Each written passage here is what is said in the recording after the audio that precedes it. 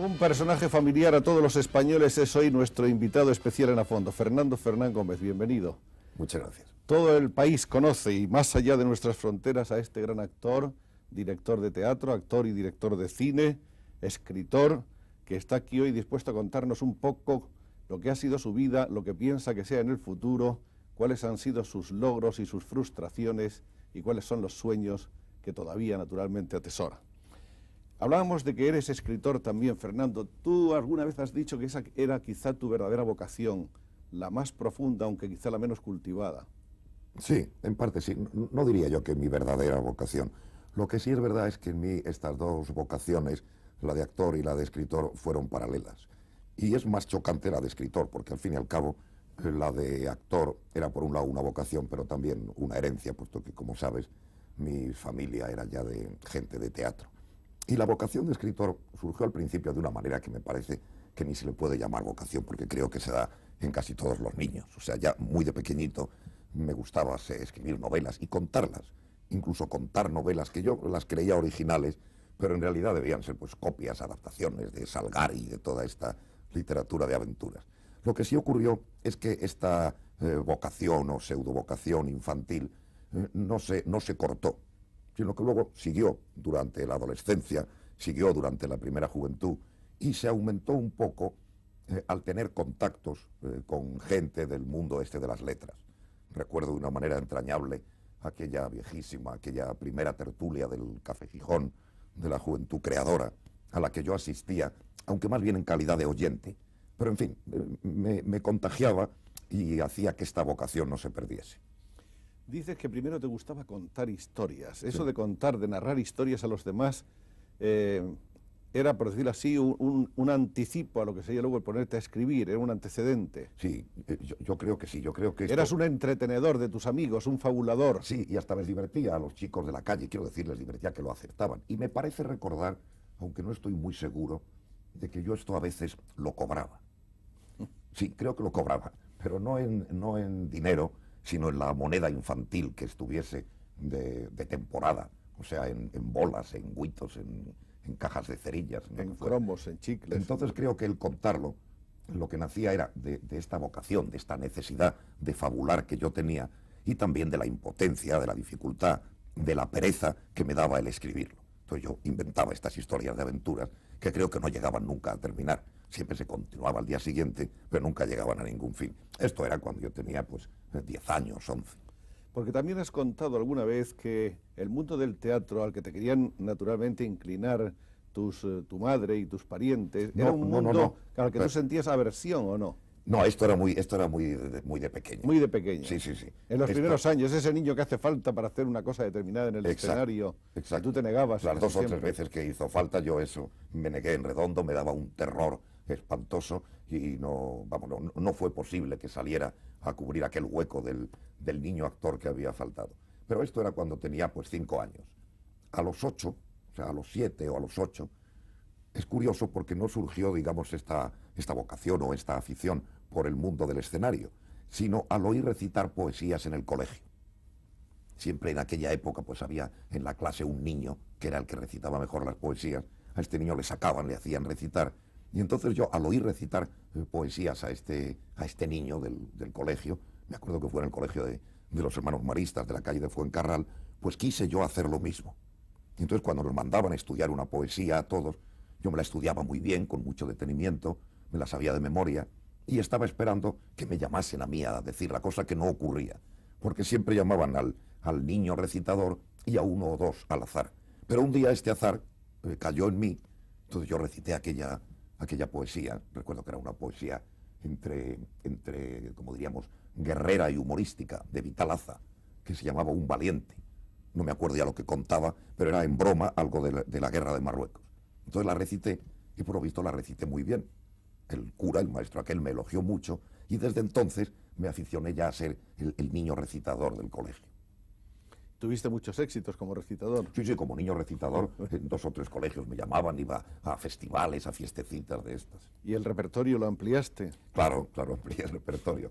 Llegué a recitar todas las cosas que eran de moda entonces, la Marcha Triunfal de Rubén Darío, el Pillallo de José Carlos de Luna, el 2 de mayo, el célebre 2 de mayo. ¿Entraste en Gabriel y Galán también, o no? También, me acuerdo, debía tener 13 años, una cosa así, cuando recité El embargo, que yo lo recitaba de una manera muy dramática, muy sentida, y yo creía que lo recitaba como es natural, extraordinariamente bien. Me acuerdo haberlo recitado en una fiesta de estas de colegio, debía tener yo pues 13 años, pensando sobre todo en una chica, 2 o 3 chicas con las que salíamos, pero sobre todo en una que era la que me gustaba a mí más. Y yo lo recité con una enorme pasión, pensando sobre todo en ella, que al acabar me dijo que qué ridículo había estado. Sí, fue mi primer jarro de agua fría en las aventuras amorosas.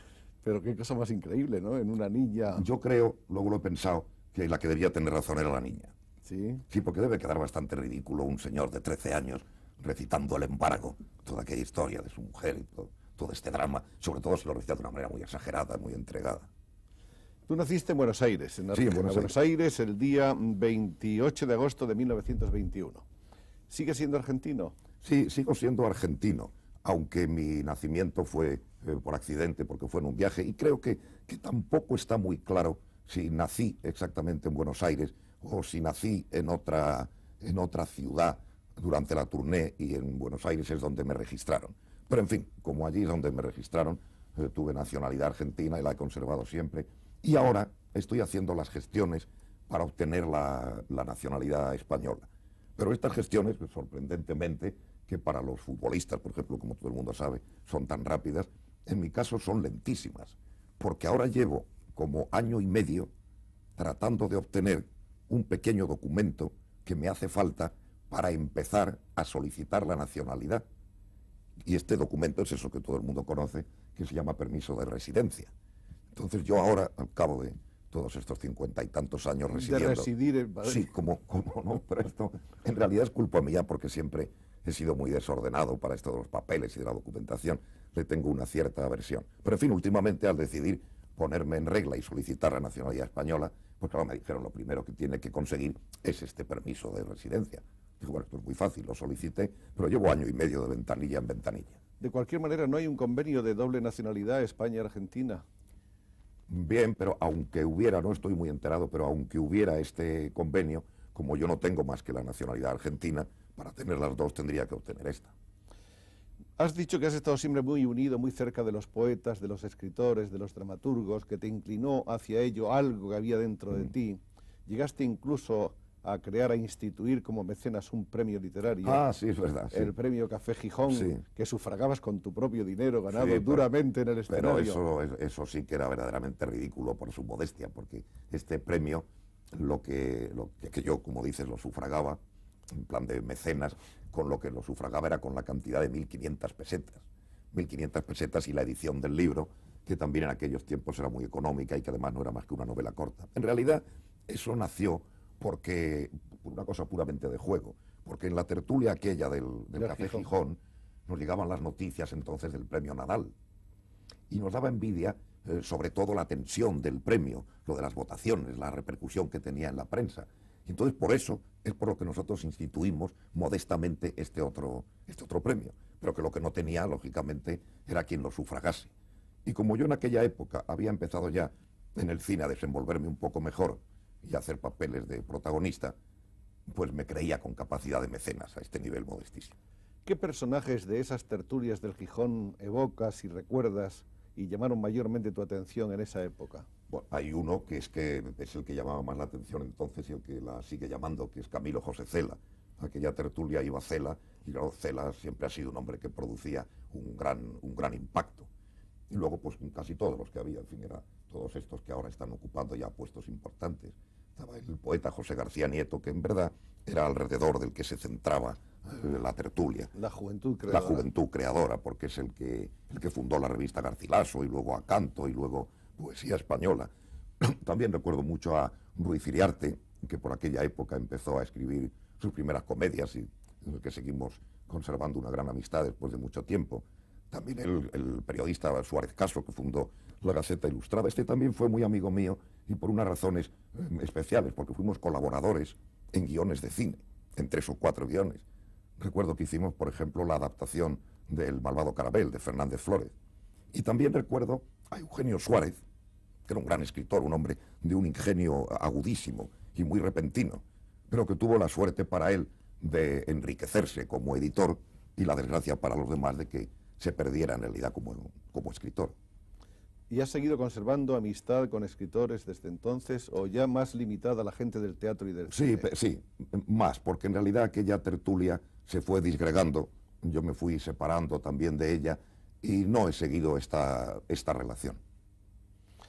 Tú has escrito, que yo sepa, un libro de versos que repartiste entre tus amigos que se llama A Roma por algo, Sí. libro que no he podido encontrar y es una lástima. ¿Cómo eran tus versos? Bueno, en realidad no es un libro de versos, es la separata de unos 20 o 25 poemas que publicó García Nieto en la revista, me parece que fue en Poesía Española. Por aquella misma época escribí una obrita corta en un acto que se publicó en la revista Acanto. Y esto es una serie de poemas, más bien en verso libre, muy desenfadados, un tanto nostálgicos, que yo escribí muy deprisa durante mi estancia en Roma para rodar una película. ¿Pero están más o menos en qué línea? Yo creo que, aun estando escritos en el año 40 y tantos, están en la línea de lo que yo creía que era moderno, pero que debía ser moderno como en el 27. Quizá estén influidos por el creacionismo de Gerardo Diego y por muchas otras cosas, indudablemente. La novela, esa primera novela, se llamaba o se llama El vendedor de naranjas. Sí. Y creo que tenía ya un cierto estilo cinematográfico, ¿no? No, yo creo que no. Lo que ocurre es que se refiere al mundo del cine. El mundo del cine como objeto, sí, como sujeto. O sea, se refiere al mundo del cine, Sí. intentando ser humorística y satírica. Es una sátira de lo que era el mundo del cine español hacia los años 50, sobre todo de su pobreza, de su miseria, de su quiero y no puedo. Pero no tenía una intención cinematográfica.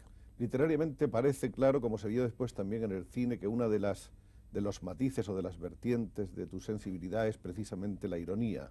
Sí, El humor, la ironía, la ternura a ratos, ¿no? sí, La esto sátira. en parte era así. En parte yo también lo quería, era a lo que yo apuntaba. Creo que tenía yo cierto sentido del humor y unas dotes de ironía, de sátira, pero que me parece que sobre todo en la vertiente esta del humor, de la gracia o de la eficacia cómica, a lo largo del tiempo yo creo que lo he ido perdiendo. O sea, a mí entonces las cosas me hacían más gracia, las cosas que veía, las cosas de la vida. Y claro, al hacerme más gracia, pues evidentemente las podía transmitir de una manera más humorística. Pero a mí me parece que poco a poco han ido dejando de hacerme gracia. Y no les veo su lado cómico, su lado humorístico, sino que más bien le veo a la vida un lado triste, un lado un poco gris. Hablemos de tus obras de teatro. Finalista en el Premio Lope de Vega fue La Coartada, que no sé si llegó a estrenar. No. No. Después está Marido y Medio, que esa sí la estrenaste con Milagros Leal. Ah, sí. Y esa sí es una comedia de humor. Esto casi absolutamente. es una cosa que yo olvido o que procuro olvidar. Esto es una comedia que yo escribí en la época que yo era más aficionado a la literatura y más aficionado a la poesía y sobre todo a una literatura exigente, elevada, de altura, de categoría. Y sin embargo, al escribir esta obra de teatro, yo con una gran picardía y con un gran conocimiento del teatro, traté de prescindir de todo esto, de toda esta exigencia. Y hice una obra en la que utilicé todo lo que yo creía que eran mis conocimientos teatrales para conseguir exclusivamente un éxito comercial que no podía fallar de ninguna manera. Simplemente una obra cómica, vodevillesca, en la que lo que conseguí fue ningún éxito. Yo financié el negocio, o sea, perdí mi dinero, la obra no le gustó absolutamente nada, ni al público corriente, ni al popular, ni a los críticos, y desde luego les pareció deleznable a todos mis amigos intelectuales, puesto que no iba dirigida a ellos. Entonces, esto sí me quedó como una lección, y es la lección de que cuando desde un punto de vista, desde una situación intelectual o de exigencia, al querer uno escribir para el teatro o para el cine, intenta rebajarse, que es una cosa que se hace muy frecuentemente, está mal y no acaba dando ningún resultado práctico. No hay nunca que buscar la fórmula de tanto de esto y tanto de lo otro, que es lo que la gente quiere, y con eso el éxito está asegurado. Eso es el error casi siempre. A mí me parece que esto lo que no hay que hacer es buscarlo, que esto le sale bien al que esa fórmula la tiene de una manera natural y casi sin darse cuenta él mismo de que es fórmula. Tu última comedia, que yo sepa, se llama Las bicicletas son para el verano. Una comedia, según parece, costumbrista e intimista, Sí. que narra la vida del Madrid republicano durante la Guerra Civil y que obtuvo el Premio Nacional Lope de Vega. Sí. Bueno, pues casi no tengo nada que decir porque está muy bien explicado lo que has dicho tú. Sí, es una obra en la que yo... ¿Es la mejor? ¿Qué? ¿Es la mejor de las tuyas? Yo he hecho después, o sea, entre las... marido y medio ya digo que prefiero casi Olvidarla, ni contarla, sí. olvidarla. De las otras dos, de la coartada y de las bicicletas son para el verano, yo prefiero, quiero más a las bicicletas son para el verano. La coartada a mí me interesó cuando la escribí, es una obra histórica situada en la Florencia de los Médicis y lógicamente para mí es una obra más fría. En cambio las bicicletas son para el verano, en ella yo trataba de resucitar un poco mis recuerdos de infancia, de la época de la Guerra Civil, que iba desde que yo tenía 14 años hasta que yo tenía 17, y está escrita, me parece a mí, de una manera muy sincera. Por eso me parece mejor que la otra. Pero luego he escrito una tercera, estimulado por el éxito este de haber Por el obtenido premio. el premio Lope de Vega. He escrito una tercera que se llama Los Domingos Bacanal, y que es muy distinta a la anterior. Dentro de una línea un poco disparatada y un poco absurda, pretende ser una obra refrescante, divertida. Y esta sí resulta que se va a estrenar. Una cosa contradictoria, porque la que se debía estrenar es la del premio Lope de Vega, pero que como sabes... A eso se compromete el sí, ayuntamiento. pero como sabes o como no sabemos nadie, la verdad es que no Se cumple. estrena nunca. En cambio la otra se va a estrenar ahora dentro de 2 o 3 semanas. ¿Y qué va a pasar? Eso digo yo, ¿qué va a pasar? Yo ya, como no queda más que 15 días, ya estoy en la etapa del miedo. No, pero tú crees que va a funcionar bien. Estoy lleno de dudas. Es una obra escrita con la intención de que funcione bien, de que sea muy clara, sin haber recurrido a todos esos falsos conocimientos que decíamos de marido y medio. Está escrita también sinceramente. Vamos a hablar de Las bicicletas son para el verano. Ahí estás un poco recordando y trayendo al presente tus recuerdos infantiles de la guerra. En realidad, de ese periodo de la guerra, ¿qué cosas son las que te han quedado más hondamente? ¿Algunas que te marcaran? ¿Alguna huella en especial? Lo que más aflora, me parece a mí, en Las bicicletas son para el verano, es la tremenda diferencia que hay en una situación como aquella entre el sentir, las preocupaciones, la óptica de los políticos y de los protagonistas de la historia, con el sentir, las preocupaciones y la óptica de la gente común. Esto es lo que más recuerdo de la guerra, lo poco que me importaba a mí la esencia del gran drama y lo mucho que me importaba a mí que se estuviera frustrando mi adolescencia por aquella circunstancia histórica de una magnitud tan desmesurada. Yo he tratado en Las bicicletas son para el verano que se note el enorme deterioro que la gente común sufre por la actividad de los políticos. Bueno, que tú crees que hay siempre una abierta discrepancia, una distancia inmensa entre los líderes y el pueblo en una situación Sí. de emergencia como esta. Y creo que esto se nota de una manera muy clara en unos libros que se han publicado últimamente. Como tú sabes, hay muchísima literatura sobre esa época, y hay algunos libros que narran la vida cotidiana en el Madrid Rojo. Entonces estos libros están hechos ahora por estudiosos muy inteligentes y muy bien preparados, supongo que jóvenes, que no vivieron la circunstancia y que han creado esta vida cotidiana, esta imagen de la vida cotidiana de entonces, a través de la prensa de entonces. Y claro, no concuerda absolutamente nada con lo que era la vida cotidiana en realidad, porque la vida cotidiana casi nunca sale en la prensa, porque se considera que no es noticia. Entonces lo que sale en la prensa es cuando un marido mata a su mujer, pero no sale en la prensa cómo vive ese marido con su mujer cuando no la mata. Y esto ocurre, que en los periódicos de entonces cuentan la situación de la guerra en Madrid, pero no cuentan la situación de la no guerra de las familias, de los que aquello les afectaba de una manera gravísima, porque mataban a la gente, porque caían bombas en las calles, pero que a ellos lo que les afectaba de la bomba era el dolor que causaba la herida, no que la guerra la iba a ganar uno o que la guerra la iba a ganar otro, ni si había intervención o no había intervención. ¿Políticamente sentías tú algo ya en ese momento o no? Sí, políticamente, en aquella etapa, que iba, por ejemplo, desde un poco antes de la guerra hasta un poco después de la guerra, yo creo que fui de todo. Porque me acuerdo que era una época en la que yo vivía en este barrio, en la calle Álvarez de Castro, que era un barrio más bien popular, en la que tenía muchos amigos que eran hijos de obreros y que vivían muy mal. Al mismo tiempo iba al colegio de los hermanos maristas y pertenecía a la Juventud de Acción Católica, y entonces yo me sentía obrerista, revolucionario, porque tenían toda la razón, católico, muy católico, porque estaba en esa época de crisis tremenda de la adolescencia, fascista, porque en el colegio de los hermanos maristas a los niños nos hacían una gran propaganda fascista, porque casi todos aquellos 6 o 7 frailes que nos daban clase en todos eran fascistas porque les parecía muy bien a ellos esta ideología. Luego, justo en el momento de estallar la guerra, como evidentemente en Madrid se cometieron tantísimas tropelías, pues yo me sentía no un señor de orden, sino un muchacho de orden al que aquello le parecía una barbaridad. Entonces, durante toda la guerra, yo la pasé en el Madrid Rojo, pero pendiente, con mi madre, con mi abuela y con los amigos, de oír la Radio Nacional. En cuanto acabó la guerra, era una cosa tan evidente, el furor de la represalia, que inmediatamente me sentí no ya socialista, sino anarquista. Entonces yo creo que pasé en aquella etapa por todas las ideas políticas que se pueden tener.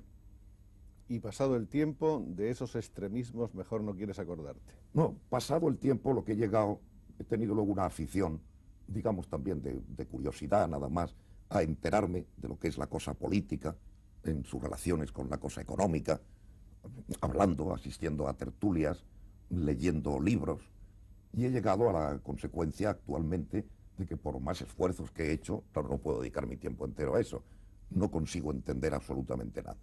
O sea, en el punto que estoy ahora del fenómeno político no sé nada, ni comprendo a unos ni a otros, ni lo que ofrecen, ni nada.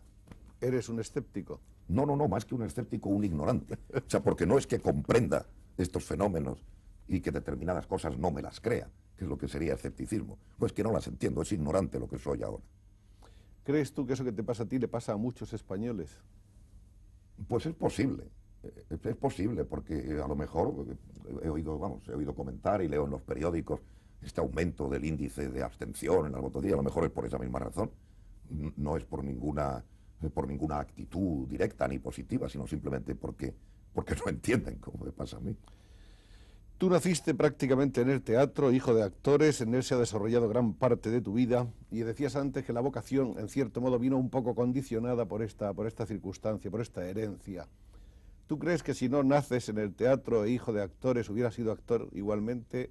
Probablemente no. No lo sé, no lo puedo saber. Yo creo que no, porque esto mismo que te contaba, de que en realidad la vocación me empezó al recitar esos versos en el colegio, y porque ya esos versos los recitaba bien, es posible que si no hubiera sido hijo de actores, esos versos los hubiera recitado mal. Y en el teatro, después de tantos años, has llegado a sentirte absolutamente feliz, realizado. Tú has tenido muchísimos éxitos. Como actor has sido el actor más popular de este país, primero durante muchos años el actor cómico de una personalidad más acusada, más brillante, más popular. Después has hecho una serie de papeles ya dramáticos, patéticos, de otro tipo, de otro corte. Has dirigido, has montado, has hecho lo mismo en el cine. Quiero decir que con tu vida de actor ha cubierto muchas etapas, se ha abierto en abanico ampliamente.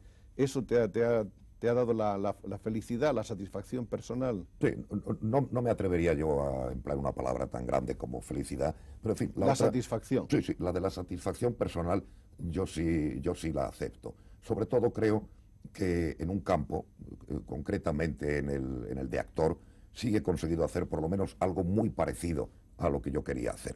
Y estoy contento de dos cosas. Primero, de la multiplicidad de mi trabajo dentro exclusivamente del trabajo de actor. O sea, esto que apuntabas, de haber podido hacer papeles cómicos, papeles dramáticos, de eso yo estoy muy contento porque me ha liberado de lo que podía haber sido una monotonía que crease un aburrimiento. Y también estoy contento de haber podido hacer trabajo no solo de actor, sino un poco de escritor y un poco de director, por dos razones. La primera, porque me ha ayudado a liberarme un poco de esta amenaza de la monotonía, del aburrimiento. Y la otra más práctica, que es que esta profesión nuestra, como tú muy bien sabes, es muy insegura. Me refiero muy insegura en lo económico. Uno no sabe cuándo la profesión se va a terminar. Cada vez que a uno no le llaman, pueden no llamarle durante 3 meses, durante 6 o nunca más. Y entonces esta inseguridad yo creo que se corrige un poco si uno puede ser no solo actor de cine, sino actor de cine, actor de teatro, actor de televisión, director de películas, guionista. Yo creo que este miedo también me ha impulsado a mí a hacer tantas cosas al mismo tiempo. Pero fundamentalmente tú crees que todo eso son consecuencias de una labor fundamental de actor. Sí, claro. O sea, yo creo que si hubiera que elegir un solo camino, si tuviera que definirme yo entre todo esto, como qué es lo que soy, yo creo que fundamentalmente soy actor, por actor, hombre del espectáculo, y lo demás son derivaciones. Ese miedo a la monotonía o a la rutina que tenías o que dices que has tenido a veces en el teatro, ¿de qué nace? Nace sobre todo de esa cosa repetitiva que tiene el actor de éxito, que tiene que decir el mismo texto durante muchos días, algunos durante años. Hay actor que lleva 10 años haciendo el mismo papel. Sí, yo creo que eso es muy doloroso. Es muy doloroso y exige un tremendo esfuerzo, porque pasadas unas cuantas representaciones, pues simplemente 30 o 40, ya se hace muy duro. Y hay que hacer, antes de salir a escena, un ejercicio mental, un ejercicio psíquico muy fuerte para hacerlo con un cierto entusiasmo y para seguir conservando la frescura del principio. Es una de las dificultades más grandes del trabajo de actor en el teatro. El ideal que sería hacer siempre un número limitado de representaciones. Yo creo que el ideal, pero se consigue, no se puede, se consigue muy poco. Es que se pudiera trabajar como en los teatros nacionales, en los teatros oficiales de algunos países, en que se hace repertorio y el actor lo más que incorpora a la misma obra son 3 o 4 veces a la semana. Y luego pues 1 o 2 veces hace otra obra distinta. Y las así alternando y desde luego con representación única. Porque sobre todo para los que hacen el papel de protagonista, el proceso de creación del personaje y el situar al personaje en el tiempo, en un tiempo que va evolucionando desde un principio a un final, para luego saber durante la representación de la tarde que cuando termine no ha terminado, sino que hay que darle una pequeña pausa y volver a empezar, eso produce un dolor enorme, un dolor y un cansancio. Aparte de que también hay una cuestión puramente física, material, que es que no se sabe si entre función y función se debe cenar o no se debe cenar. Porque si se cena, trabajamos en plena digestión, lo cual está mal. Y si no se cena, estamos debilísimos, lo cual también está mal. O sea, esto parece que no, parece una trivialidad, pero también es un problema de lo de las dos funciones. Lo de las dos funciones, sin embargo, parece que en cierto modo está medio resuelto, ¿no? Hay mucha gente que ha intentado hacer una sola función, sí, y si no hacer 5 por semana, o 4 por semana, o 6... No, 5, 6, 7 no se pueden hacer más que en los teatros subvencionados. En las empresas particulares económicamente mínimo no que se han hecho, parece ser que económicamente no funciona porque el público español, como el español en general en todo, no se pone de acuerdo. Y van la mitad de espectadores por la tarde y la mitad de espectadores por la noche. Si el público se pusiera de acuerdo y no fuera más que por la tarde o más que por la noche, haríamos la función única y ganaríamos lo mismo. Cuando se dice que un actor que lleva 100 representaciones haciendo la misma obra la domina maravillosamente, ¿tú crees que eso es cierto o que está, sí, ya pasándose incluso de tanto dominarla? No, es cierto que la domina, es cierto que tiene el peligro de estar pasándose, pero es cierto también que lucha contra ello y que si no lo consiguiera, ese éxito desaparecería. Pero curiosamente yo leí una vez unas declaraciones tuyas de que la mejor interpretación que creías haber hecho como actor era la de una obra que interpretaste una sola vez, en teatro de cámara, me parece, La Mandrágora, de Nicolás Maquiavelo. Es posible, sí, es posible. Y eso es curioso, eso llamó mucho mi atención. Si un actor que ha trabajado tantísimo piensa que lo mejor que ha hecho es lo que hizo una sola vez, una sola noche. Sí, pues puede ser. Yo, cuando hice esa declaración, seguramente tendría más fresco el recuerdo de La Mandrágora, y ahora ya no me atrevería a decir lo mismo. Pero es que aquellas representaciones las hacíamos con mucho amor. Dedicábamos como 2 meses a los ensayos, 3 meses. Éramos profesionales, pero no obstante lo hacíamos de una manera gratuita, solo por amor al arte, que se dice. Y luego lo representábamos solo una vez.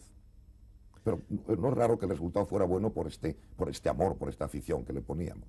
¿Hasta qué punto un actor está siempre viviendo dentro de un círculo cerrado, eso que se llama el mundo del teatro, o está participando también de los otros mundos? ¿Tú no has vivido demasiado encerrado realmente en la cáscara del teatro? Sí, yo creo que sí. Yo creo que hay una tendencia en nosotros a vivir muy dentro del mundo del teatro, o por lo menos del mundo del espectáculo. No sé si esto es bueno o malo, pero hay una especie de, sí, digámoslo, porque en una especie de repulsa de la sociedad hacia el mundo hacia el mundo de los actores, y también hay cada vez menor, cada vez menor. Sí, se dice que cada vez menor, pero no está claro. Lo que sí va siendo es que como la moral burguesa cada vez va siendo más amplia, o digamos más relajada, pues cada vez es más lógico admitir a los actores, porque una familia burguesa que tiene su niño drogadicto y que a su niña la manda constantemente a Londres, no va a poner mala cara porque un señor sea barítono, ¿verdad? Pero creo que es solo por eso, porque se va modificando la moral de la sociedad en todos los sentidos. Pero quería decir que también hay una repulsa, aunque nosotros no lo reconozcamos, de nosotros hacia esa sociedad. A la mayoría de nosotros me parece que nos aburre un poco el tipo de conversación de los demás, quizá por estar demasiado inmersos en nuestro mundo. Yo esto no sé si es bueno o malo. Pero bueno, no cabe duda de que hay una comunicación entre el mundo del teatro y el otro mundo, porque el teatro es la comunicación vuestra, de los autores y los intérpretes, con el gran público. Entonces, cuando se produce esa fusión, yo creo que hay una manera en cierto modo, de identificación que se produce muchas veces por una vía entusiasta y rápida, ¿no? Sí, pero creo que quizá que es exactamente lo que dices tú, que a lo mejor por lo que nosotros nos comunicamos menos con los demás por medio de la convivencia y por medio de la conversación, es porque ya nos comunicamos a través del escenario, a través de la pantalla. En general, ¿tú crees que el público entiende un poco lo que es el actor, el esfuerzo y el sacrificio que supone su vida y lo que representa en la sociedad? Pues yo creo que esto el público lo entiende, que el público lo sabe, pero que sobre todo lo sabe porque la prensa, la verdad es que ha insistido mucho en esto. O sea, casi es tópico ya decir que nuestra profesión no es tan tranquila, no es tan cómoda, no es tan desahogada como se supone. Se ha explicado mucho en los periódicos lo fatigoso que es el trabajo del teatro, lo durísimo que es el trabajo del cine. Y yo creo que por esta ayuda, digamos, que ha hecho la prensa, la gente, el público, sí tiene conciencia de esto. ¿Estás cansado de hacer teatro? No, o sea, no estoy cansado de hacer teatro en general. Me cansa, que es un término distinto, digamos, me cansa cuando lo hago. Me cansa lo que decíamos antes, la repetición excesiva. ¿Qué prefieres, la estabilidad en un escenario, por ejemplo, de Madrid durante 6 meses o un año, o de Barcelona, o prefieres la gira, el cambiar frecuentemente de ambientes, de escenarios, de públicos? Pues no prefiero ninguna de las dos Ninguna cosas. de las dos. No porque rechace las dos cosas, sino por lo siguiente, porque preferiría la gira, por esto que acabas de decir, por cambiar de públicos, aunque luego el público sea muy uniforme, pero siempre hay unos matices distintos, y el cambiar de ciudad y el cambiar de sitio. Lo preferiría, pero no lo prefiero, porque se hacen unas circunstancias incomodísimas. No está solucionado. Esto que decía yo antes de la hora de la cena, bueno, pues cuando viajamos por provincias no tenemos ni la hora de la cena ni la hora de la comida. En los hoteles, aunque sean hoteles muy importantes, no dan comida después de la 1 de la madrugada, cosa que es lógica porque nadie quiere comida a esa hora más que los cómicos. Pero claro, los cómicos en realidad yendo de turné casi no podemos ni comer. Hay unos viajes que se hacen en autocares y a veces son largos y son francamente incómodos. Si quieres viajar de otra manera, por carretera, no es lógico que un primer actor que ha hecho una obra completa además lleve su automóvil, conduzca. Debía conducir como natural su chofer, pero no tienen dinero los primeros actores, ni casi nadie en España hoy, para tener coche y chofer. Luego, los camerinos, como todo el mundo sabe, son horrorosos en los teatros de fuera de Madrid, incluso en los de Madrid. O sea, el ambiente en que se vive en la gira no es agradable. Si este ambiente fuera más agradable, tuviera más confort, yo preferiría la variación de la gira a lo de Madrid. Y esa infraestructura elemental, no hay medios de llevarla a un estado más o menos presentable y funcional. No, a mí me parece que no, porque el dinero que deben necesitar los empresarios de los teatros para llevar la vida que lleven ellos y sus familias y para casar bien a sus hijas, debe ser unas cantidades tan ingentes que no permite de ninguna manera ni remozar los teatros ni darnos a nosotros un nivel de vida un poco más cómodo. Está claro entonces, según esa afirmación tuya, que en el teatro quien gana dinero es el empresario. No. A lo mejor el empresario en muchos casos incluso lo pierde. Pero quiero decir que de haber un sobrante, si este sobrante no va a reformar los teatros, evidentemente debe ser que es que lo necesita el dueño del teatro para otros menesteres. ¿Tú serías partidario de un teatro dirigido? en ese sentido o no? O sea, de la eliminación del empresario, de sustituir al empresario por el Estado. Sí. No. En cuanto a que eso valiera para solucionar este problema, de ninguna manera, estoy lleno de dudas. Me parece que actualmente la verdad es que los empresarios quizás se lleven una buena parte de nuestro trabajo, pero se lleva una parte mucho más grande el Estado actualmente a través de los impuestos. O sea, no creo que esto le anime a nadie a decir que el Estado se haga empresario. Volvamos a tu vida. A los 3 años vienes de Argentina a España, haces tu entrada Sí. en España cuando tienes solo 3 añitos y cuentas en alguna parte que te criaste con tu madre y con tu abuela y que eran 2 personajes extraordinarios, ¿no? Sí. 2 personajes además que ejercieron una gran fascinación sobre ti, que tenían además ideas opuestas, Ah, sí, cierto.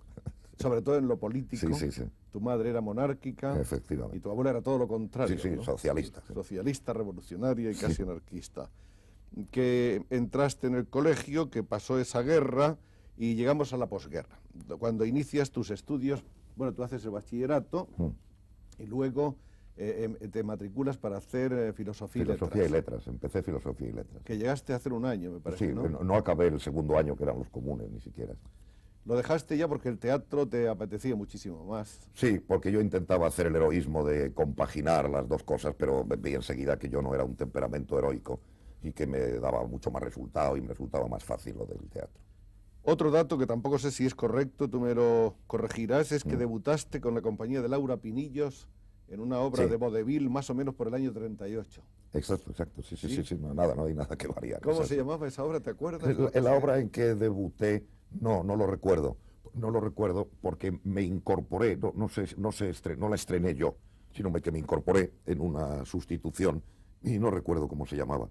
La siguiente, sí, la siguiente en la que ya hice yo un papel un poquito largo, se llamaba El sostén de la Milagros. Esto sí me acuerdo. Era también un vodevil, como se ve claramente por su título. Laura Pinillos era una actriz de ese tipo que tenía mucho éxito, según parece. Sí, ¿no? Laura Pinillos era, podemos decir, antes de la guerra, como la rival de Celia Gámez, eran los 2 nombres más altos que había en revista. Y durante la guerra pues estaba en este teatro haciendo vodevil, no cantaba, no era revista, era puramente vodevil, era muy popular.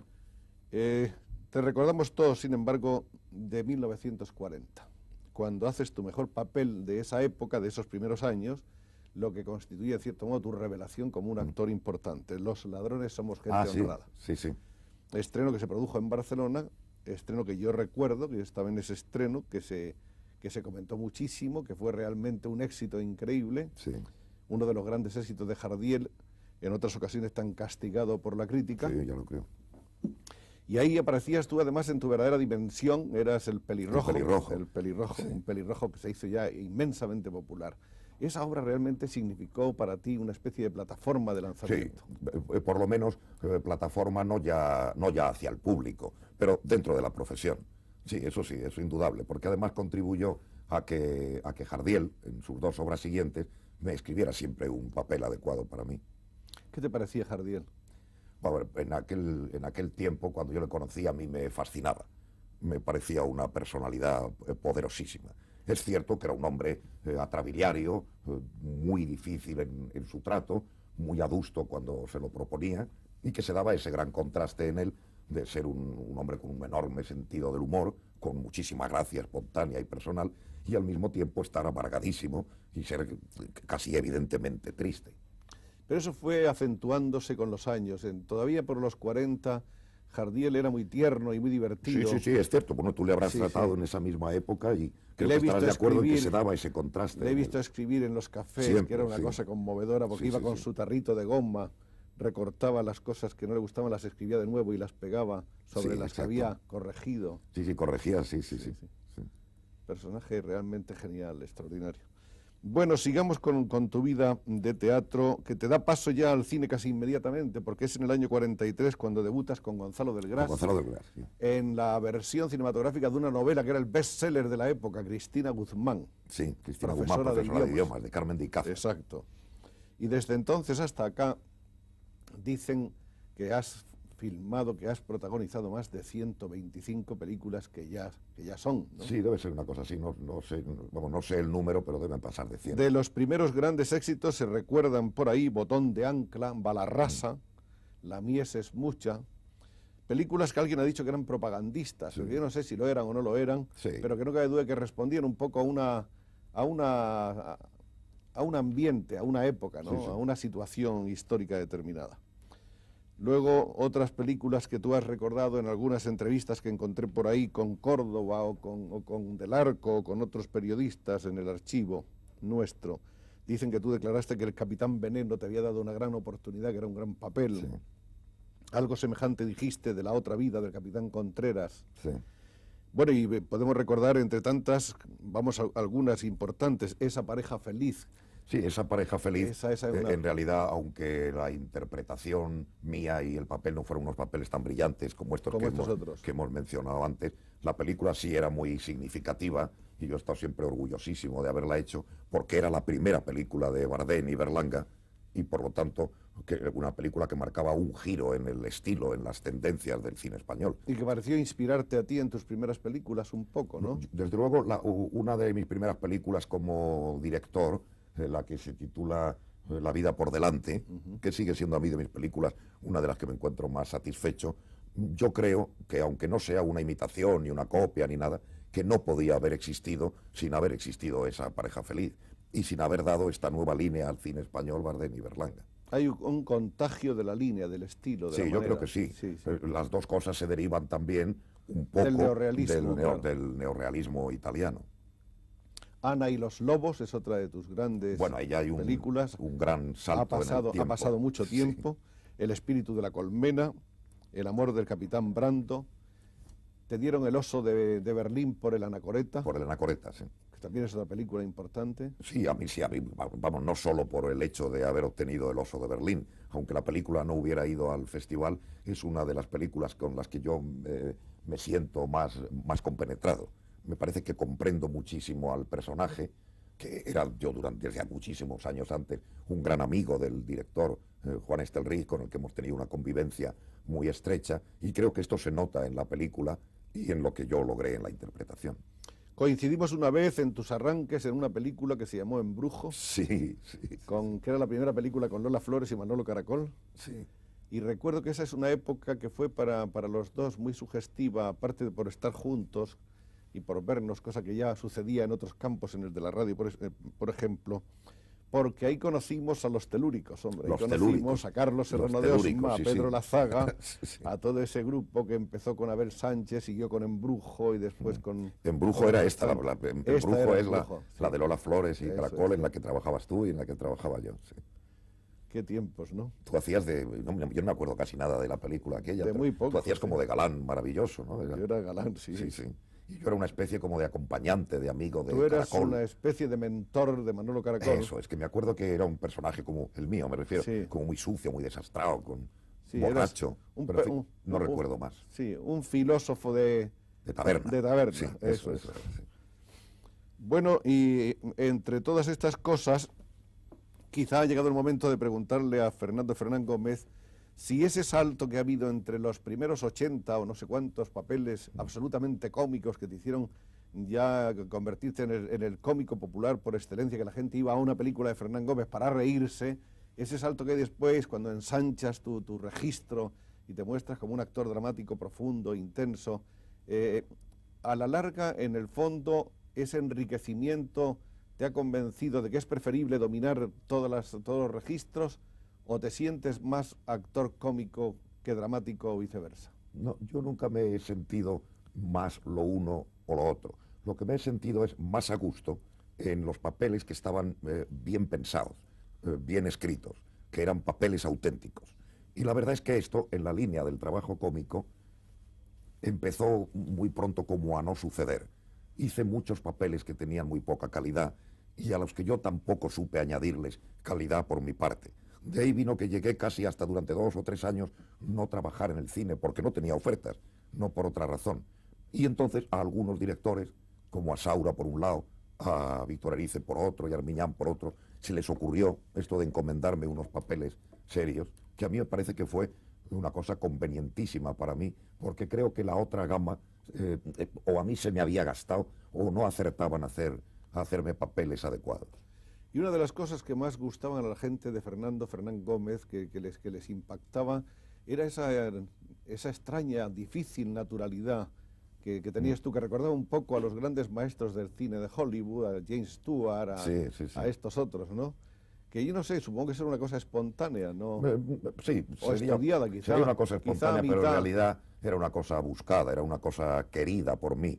Cuando yo empecé el cine y el teatro, había una censura muy común en la calle respecto a que los actores eran muy enfáticos. Eso es. En el teatro, desde luego, y sobre todo en el cine, que se les notaba una gran diferencia con los actores americanos. Como yo entonces era un joven, pues claro, también me sumaba a este mismo criterio. Y en realidad yo, mi escuela de actor, aunque he ido a un conservatorio y he estudiado declamación durante 3 años, pero donde he procurado tenerla ha sido en el cine. Incluso me acuerdo que haciendo una película con un director italiano, la película en que debutaba Sara Montiel de protagonista, aquella película empezó en Boda, que la hicimos los dos. El director italiano que me escogió a mí al verme en unas películas, dirigiéndome un día, me dijo que mi trabajo le parecía muy bien, pero que tenía demasiada influencia de los actores americanos. Y yo creo que esto era cierto. Y luego yo procuré conseguir obtener este mismo resultado de naturalidad, pero de una manera, digamos, más nacional, más castiza. Y creo que sí, en parte lo conseguí. No cabe duda que ahí se ve un estudio de tu propio Sí, menester. un trabajo, por lo menos, sí. Un trabajo de no extralimitarte y de estar dentro de las coordenadas de la naturalidad, pero a la española. Eso lo he procurado, sí. Y otra de las cosas que creo que te han interesado siempre ha sido esa corriente del neorrealismo, más o menos de la aplicación de algunos de los ingredientes o de los elementos del neorrealismo al cine que tú has hecho después como realizador. Sí, esto en realidad en la época que surgió a unos cuantos nos produjo mucho impacto, y quizá el haber mantenido esta tendencia o esta afición a este estilo a lo largo del tiempo a lo mejor resulta actualmente algo perjudicial. A lo mejor es un impacto demasiado fuerte que ahora ya está un poco fuera de lugar. No estoy seguro. Puedes por fin un día formar tu propia compañía. Los éxitos, supongo que del cine sobre todo, que son éxitos económicamente mucho más estimulantes y constantes y sonantes que los del teatro, te permitieron quizá el afrontar la empresa con tu propio dinero de mantener una compañía. No. Esto no es muy exacto, porque en aquella época el dinero que se necesitaba para formar una compañía era una cantidad muy exigua, que estaba al alcance de cualquiera. Para lo que sí sirvió el éxito del cine, sobre todo particularmente el de Balarrasa, fue para que los empresarios de los teatros, claro, concretamente el del teatro, Tirso Escudero, el de la Comedia de Madrid, tuviera confianza en que yo podía ir allí con mi compañía. Con tu compañía, bueno, has realizado muchas puestas de escena, tantas que nos llevarían aquí pues horas el recordarlas. ¿Cuáles crees que han sido históricamente las más importantes o afortunadas? Yo pienso que la primera, porque tuvo un gran éxito popular, de Carlos Llopis, la vida en un blog se titulaba, y luego, no por este impacto popular, sino por lo que tenían de logro y por estar yo más de acuerdo con lo que conseguí en el trabajo, pues quizá la sonata Kreutzer de Tolstoy y Un enemigo del pueblo de Ibsen, que la hice hace 6 o 7 años. La primera película que hiciste fue en el 52, Manicomio, con 4 cuentos de autores muy diversos e incluso dispares. Estaban ahí Edgar Allan Poe, Andreyev, Kuprin y Gómez de la Serna. Algunos comentaristas dicen que fue un fracaso, otros dicen que fue un éxito discreto. No fue nada, no. Esa película en realidad, vamos, si se dividen así las opiniones, fue un fracaso. Sí, era una película que tenía buena intención, sobre todo buena intención literaria, pero que la hicimos con 4 perras gordas que yo tenía. Esto sí la hicimos con mis pequeñitos ahorros del cine, pero era una película muy torpe, muy elemental y que no tuvo ninguna trascendencia. La segunda fue El mensaje, una película de aventuras basada en la Guerra de la Independencia. Sí, eso es. Sí. ¿Qué tal fue? No, pues no fue bien. Con esta ocurrió algo muy parecido a lo que te contaba al principio de aquella comedia Marido y Medio. Yo creía que haciendo una película de aventura Con receta y también, con la sí. popularidad que yo creía que tenía entonces, si esta película era muy barata, pues que siempre como negocio iba a ser defendible. Y resultó que no. No es que arrojara pérdidas, pero las arrojó, pero muy pequeñas, pero no dio ganancias, desde luego. La tercera fue El malvado Carabel. Sí. Y luego vienen esas dos de que hemos hablado, La vida por delante, que la escribiste con Con Pilares. con el asturianín. Con Manolo Pilares. Con Manolo Sí. Pilares, el poeta asturiano, éxito comercial muy grande. Y le sigue después La vida alrededor, Sí, que era como un complemento. que era de la como un anterior. complemento de esta.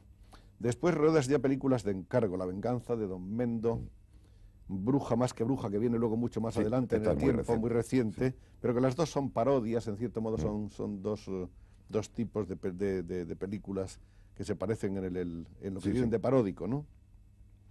También hiciste Sublime decisión de Miura, Mm. que se tituló En teatro solo para hombres, y tu fama de cineasta maldito la adquiriste con dos películas, La vida sigue y El extraño viaje. La primera no se estrenó nunca en Madrid, que yo sepa, No, nunca se estrenó, ¿no? y la segunda, bueno, la primera además era de un escritor que en el Gijón tenían miedo siempre a pronunciar su nombre, ¿no? Ah, sí, bueno, eso son tonterías, sí. Y la segunda, que El extraño viaje, basada en una idea de Berlanga, un esperpento, que sin embargo se estrenó al cabo de 8 años. Esta de ser- película se estrenó, sí, y 8 tuvo años éxito, después, 8 y años tuvo después de éxito. producida. Y tuvo éxito a unos niveles intelectuales, minoritarios, pero en fin, en realidad sí, tuvo un éxito que todavía dura. Tuvo incluso el premio del CEC 8 Exacto. años después de hecha esta Era película. una película que tenía inventiva, una cosa de narrativa visual muy Sí. moderna. Luego vienen adaptaciones de obras teatrales, Los palomos de paso, Ninet y un señor de Murcia, de Miura, Mayores con reparos de Alonso Villán, Cómo casarse en 7 días de paso, Crimen imperfecto, Producto Masó, y en tu última época una cosa de Summers y Chumi Chúmez, en tono esperpéntico, Yo la vi primero, también La querida para Rocío Jurado, con canciones dentro, y luego la citada Bruja más que bruja, y por fin Mi hija Hildegard, que ha sido una vuelta al cine ya de cierta envergadura, de mayor empeño, Sí. que te proponías primero, con un éxito, esta vez Sí, total de éxito. Quizá es la película mía de un éxito más completo, aunque La vida por delante y El extraño viaje permanezcan más a nivel de comentario. Finalmente, Cinco tenedores, comedia sobre la infidelidad conyugal, que no ha aportado gran cosa a los éxitos anteriores. Y entonces el resumen como director, como realizador cinematográfico que hace hoy Fernando Fernán Gómez al cabo de todas esas películas, ¿cuál sería? Pues un resumen un poco decepcionante, porque a mí me parece que Ha habido de todo, ahí ha habido un poco de todo, mucha mezcla, una desigualdad, una carencia de línea general. He conseguido que si me encargan una película la puedo dirigir, pero sin embargo la línea que yo apuntaba o que quería trazarme en películas como La vida por delante y La vida alrededor, la verdad es que no he podido o no he sabido continuarla. Luego, como actor en el cine, una vez declaró Saura a un periódico francés que te negabas a improvisar. Hay muchos Que me era muy directores, difícil, sí. hay muchos Sí, directores que quieren que los actores improvisen, que Sí. vayan diciendo cosas y ellos No, van está muy bien. filmando. Está muy bien. Y en algunos casos incluso se llega a que el actor haga realmente la película, como es en el caso de Rob Grillet, el inventor del Nouveau Roman, que él cuando rueda sin argumento, ¿no? Tiene una idea básica y le dice Sí, eso tengo a los entendido, demás sí. que improvisen. Eso para ti era más penoso, ¿no? Sí, es que es muy difícil, pero yo creo que es difícil única y exclusivamente por falta de práctica. Es una determinada escuela, una determinada especialidad del oficio este de actor, que a mí me parece muy interesante, pero que la he practicado muy poco. En el teatro y en el cine, entonces, ¿qué es lo que te ha dejado más satisfecho como director? Como director yo diría que estas dos películas que siempre se mencionan, sí, la vida por delante y el extraño viaje, porque mis trabajos como director también en cine no son excesivamente importantes, digo en teatro, no son excesivamente importantes. Siempre he cargado yo más el acento en el trabajo de actor. Ahora estás haciendo El alcalde de Zalamea en una Sí. gira por el país. Tengo aquí una crítica, me parece que es del diario El País de Ángel Fernández Santos, que dice que es un concierto para violín y charanga. Sí. Una crítica en la que dice que tú estás muy bien, pero que el resto está regular. ¿Tú estás de acuerdo con esto o te parece que es una crítica No, excesiva? bueno, ocurre una cosa, que es que así como en el cine uno puede juzgar su trabajo, porque en el cine el trabajo del actor se ve y claro. las películas se ven, en el teatro siempre opera uno con fantasmas y no puede ni defenderse ni acusarse, porque yo lo que sí puedo tener es una impresión de cómo era este trabajo durante los ensayos. Y este trabajo de conjunto durante los ensayos, evidentemente a mí me parecía bien, por eso me atreví a estrenarla. Ahora no sé si luego, visto desde fuera durante las representaciones, tiene razón el crítico. ¿Con qué actores has aprendido más? ¿O de quiénes has aprendido algo? Pues, ¿A quiénes les has, en cierto modo, tomado alguna cosa? yo creo que sin querer, en este oficio uno va aprendiendo de casi todos y sigue aprendiendo hasta el final. En aquella época de mi juventud, ya te he dicho, me esforzaba en aprender de los actores americanos, Sí. sobre todo como podía ser Spencer Tracy o James Eso es. Stewart. Y hubo un actor español que murió entonces, por aquella época, con el que yo trabajé muy poco tiempo, 2 o 3 semanas, y que le vi en 3 o 4 comedias, que se llamaba Juan Bonafé, Sí. que yo procuré que me influyera mucho, porque me parecía un actor extraordinario y su estilo muy adecuado a lo que yo podía hacer. No sé si me influyó o no, pero en fin, yo lo quería. ¿Y los que te gustan ahora, quiénes son? De los actores actuales, pues a mí me parece que quizá, debo coincidir con muchísima gente en esto, de los que han aparecido en los últimos años, Dustin Hoffman y Al Pacino. Lo que piensas de ti mismo como actor. Pues yo como actor lo que pienso es que soy por encima de todo como muy profesional. No puedo decir esto en lo que tenga de bueno y en lo que tenga de malo, pero es lo que encontré. Y luego creo que evidentemente sí he logrado unas cosas que se parecen bastante a lo que yo quería hacer. En la televisión hiciste Juan Soldado, que me parece que tuvo un premio. Hiciste también El Pícaro, una serie que fue obra tuya. Interviniste luego en series de otros, como por ejemplo de Armillán, de Guerín, Y de etcétera. Armillán hice 2 series. Dos series. Pero vamos, me interesa sobre todo tu trabajo más que como actor de televisión, como hombre que se enfrenta con el tema absoluto de una serie de televisión. El resultado fue bueno, ¿no? En mi opinión sí. Muy bueno. En mi opinión sí, porque a mí lo que me interesaba del medio de televisión y me sigue interesando es la enorme difusión que tiene, el que esta difusión esté garantizada, aunque luego el resultado sea adverso en la opinión de la gente. Pero como medio de difusión me parece interesantísima la televisión.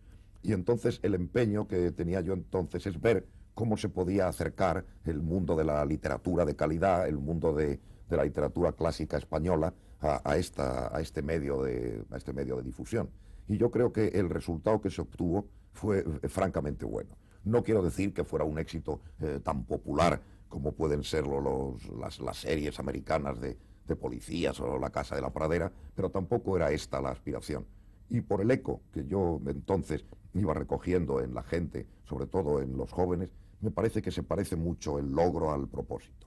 El realizador de televisión, como el guionista de televisión, incluso el actor de televisión, tienen que plantearse una manera diferente de hacer que en el teatro y que en el cine. Es decir, ¿son conscientes de que es otra estética?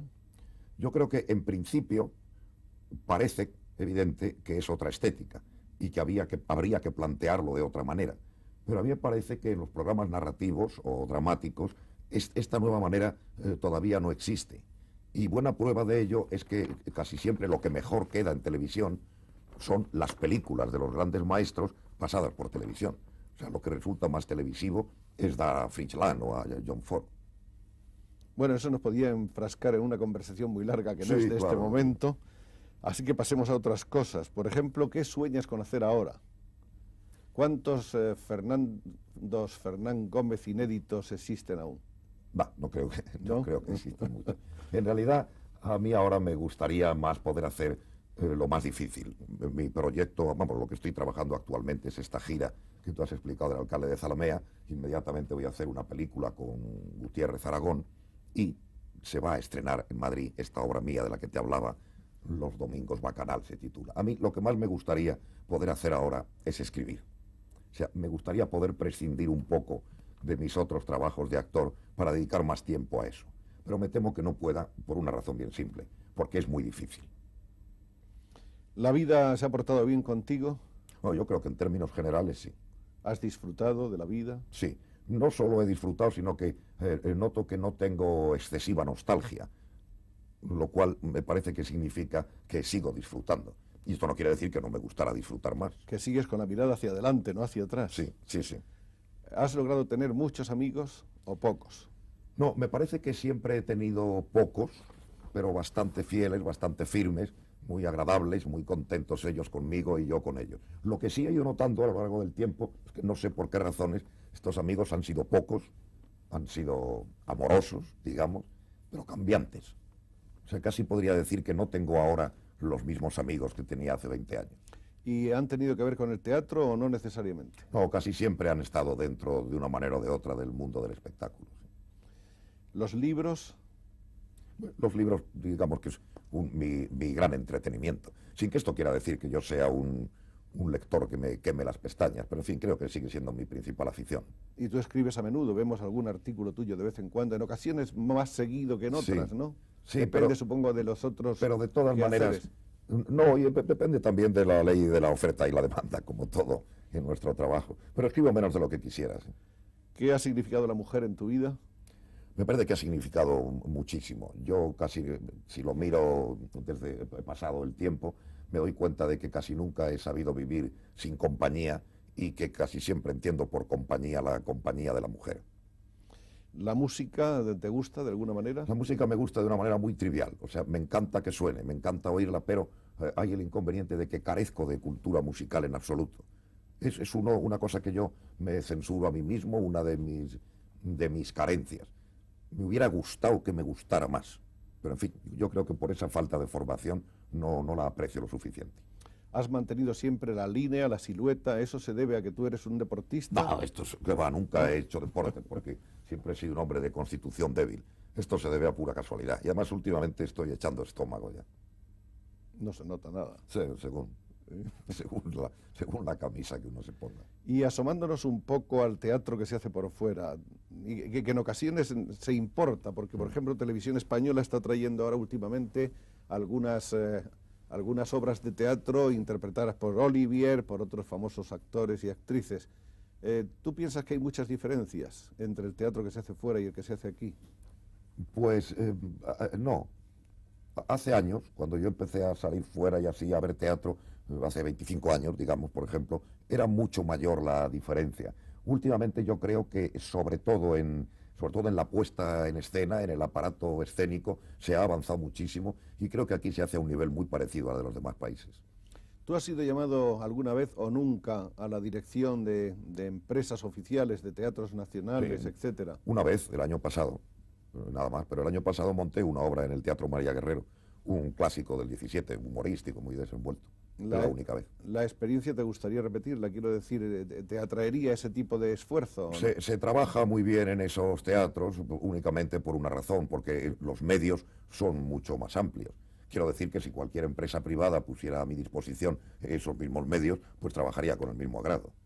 Y lo mismo podríamos aplicar al cine. Si tú tuvieras a alguien que realmente te respaldara, no para hacer una película comercial barata, sino para hacer una gran película, ¿tú estás seguro de que podías con ella? No. No del todo. No, estoy seguro de que podría con ella, pero también sospecho que habría otros directores que podrían más y mejor, ¿verdad? El actor Fernán Gómez, el director Fernán Gómez, el escritor Fernán Gómez, a la hora de resumir, podríamos decir que es un intelectual volcado hacia el teatro. No, me parece... yo no sé si te digo que no por una razón, porque durante toda la etapa política anterior el término intelectual estaba muy desprestigiado, era peligroso y a veces tenía casi carácter de insulto. Como todos estos recuerdos permanecen en uno, yo prefería decir que no soy un intelectual volcado hacia el teatro, sino lo contrario, un hombre de teatro, un hombre del espectáculo que se ha preocupado un poco por la intelectualidad. ¿Querrías añadir alguna cosa que no haya caído yo en ella y que te gustaría decir? No me pasa ninguna por la imaginación. En todo caso, únicamente que se agradece este tipo de entrevistas en las que uno se puede encontrar tan a gusto y tan tranquilo. Pues muchas gracias por todo, Fernando, y supongo que habrá más entrevistas en el futuro, porque aún queda mucho Fernán Gómez por desarrollar. Muchas gracias a ti. Gracias. Joaquín.